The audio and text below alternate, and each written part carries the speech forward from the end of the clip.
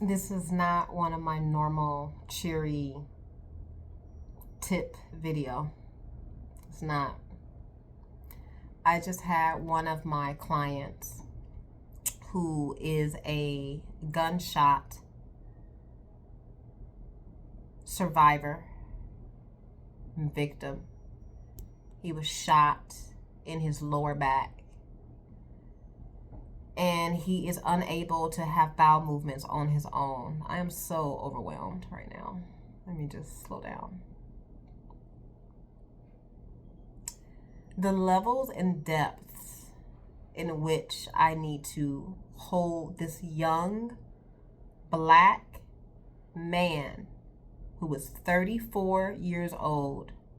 His birthday is tomorrow. His legs are about this big. He has sores and wounds over his backside because of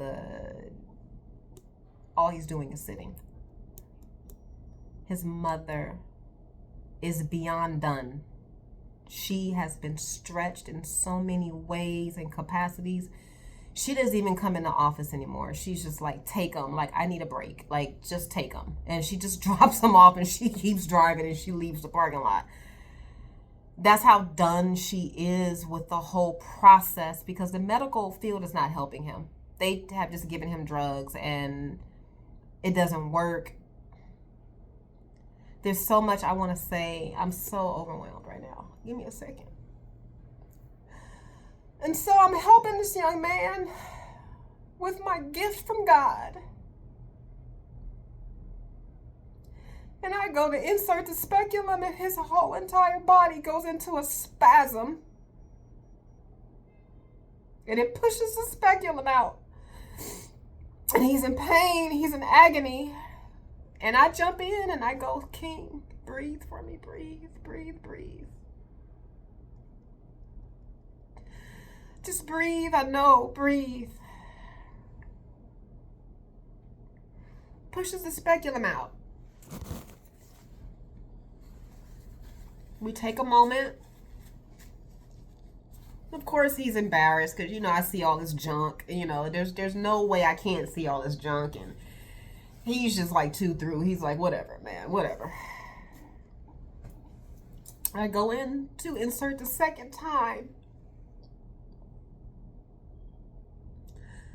This poor man's body goes into a spasm, and I just grab him and I hold him.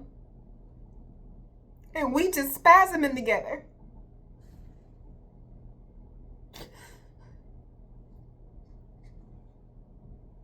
And I breathe into this man.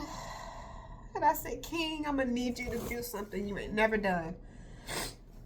I'm going to need you to believe that together we can do this. And this is not my first time working on him. Let me just tell you that. This is not my first time working on him. This is probably my 5th time. But here's the thing. His birthday is tomorrow.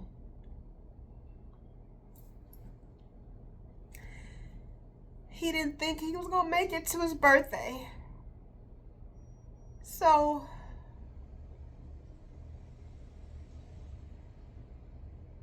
there's a lot to process there. The third insertion, because legally I can only insert twice. After that, you can't do it anymore. He begged me. He's like, Mo, I need this because my birthday is tomorrow and I want to feel well. I don't want to be in pain.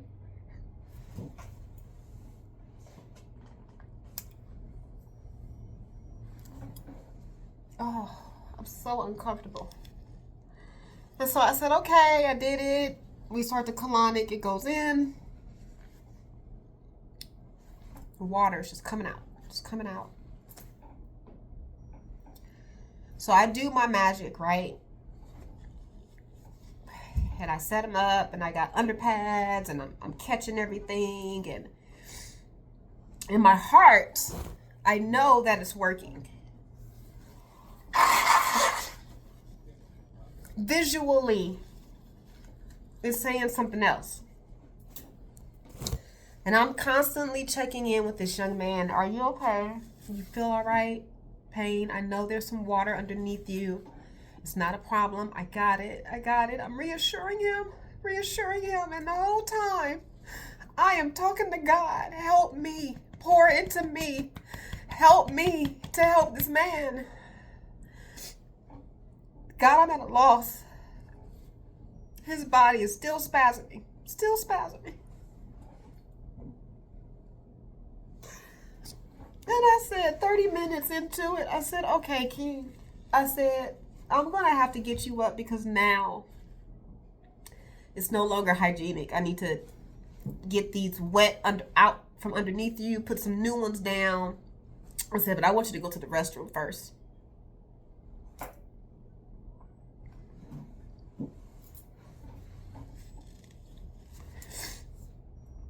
I take the speculum out.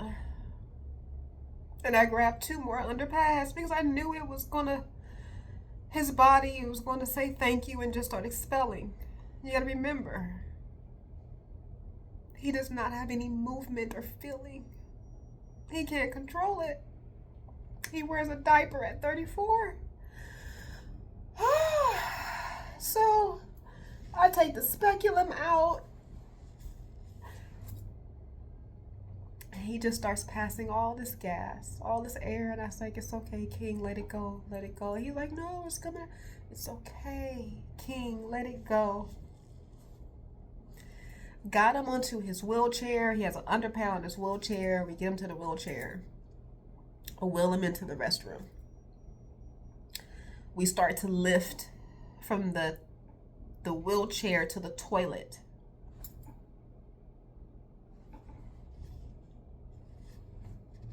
It just all came down. And it just went everywhere.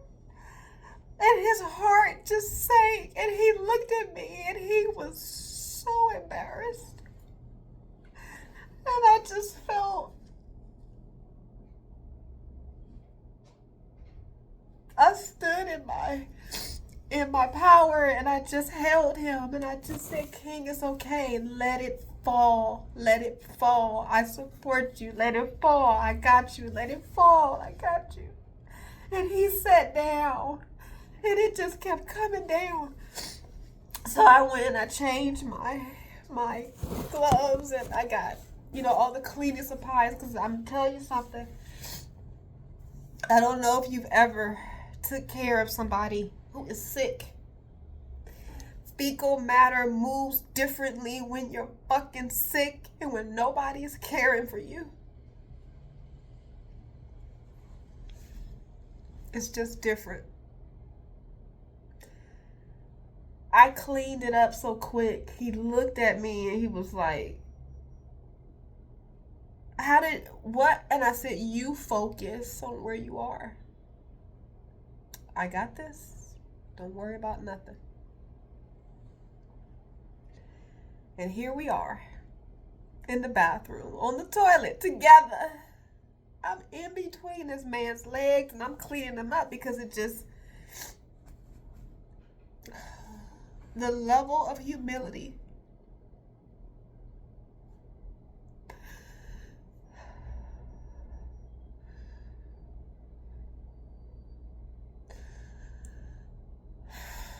The level of trust he gave in me. That he gave me.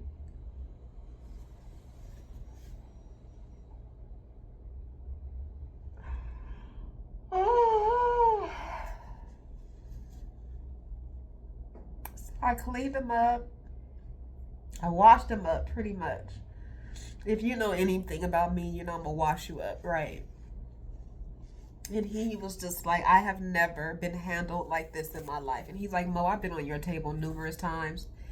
He was like, this is the closest we have ever been. And I said, yeah, that happens a lot here. Excuse me. And there was fecal matter all over the wheelchair. And there was fecal matter that the wheelchair rolled over. So when I went to go move the wheelchair, there's shit rolling on the wheel and rolling. Yeah. So I had to sanitize his wheelchair, the wheel, and I just cleaned it all up. I just was like, well, shit, we're already here. Might as well just do it.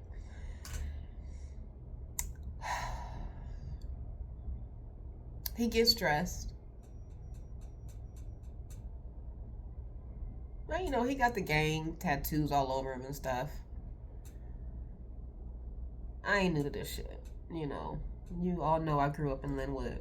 So half my family has been in and out of the system. So I know it's not funny. But it's like okay, King. One day I was sitting here, just a sidebar, and I'm sitting here, just sitting right here actually where I am. And the next thing I know, and I was gonna say all these niggas roll up to my office. So I'm like, where these niggas going? And one of them was my cousin. So I opened the door and I'm like, what the hell are you doing? And where you going? And so he was like, oh, I was telling my cousin about you, and my friend, my homie about you, and you're my cousin, and we got on the website and we saw your website and he wanted to meet you. I was like, you didn't want to meet me, you want to talk to me, you want to date. And he looked at me and he was like, why are you so embarrassing? And his friend was like, well, actually, she's right. And it was like 6 of them. I'm not even going to tell you what colors they had on. It's not important. I'll choose size. I'm cool with everybody. But one thing that he said, he was like, Mo, you ain't got to never worry about nothing. And I said, look, King, let me tell you something right now. I said, why I appreciate the protection and everything. I said, that's how you got here. Honestly. Like, I'm not going to say I don't want it. I'm not going to take it. I don't want it, but I'm not going to take it. I'll take it. I'll take the protection. I'll take it. And he grabbed my hand.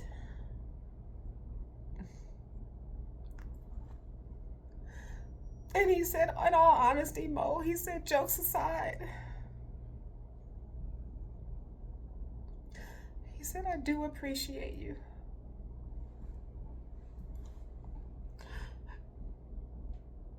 I said, I appreciate you too, King, for allowing me to hold space for you and allowing me to do what I needed to do to get you to where you need to be.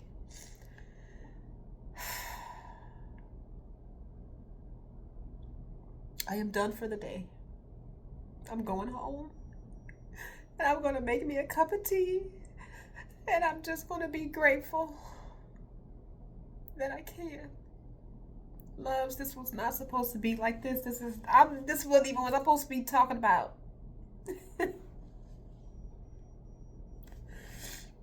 Thank you for listening. I don't need anything. I think I just needed to share amazingness and how amazing we are as humans.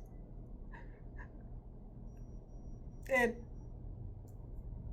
I was able to hold space for somebody who has been gravely overlooked. So I'm going to take my little weepy self. I'm going to go home and take a shower, do a scrub, make me a cup of tea, and sit the hell down. And get ready for my day tomorrow. Loves, you stay magical.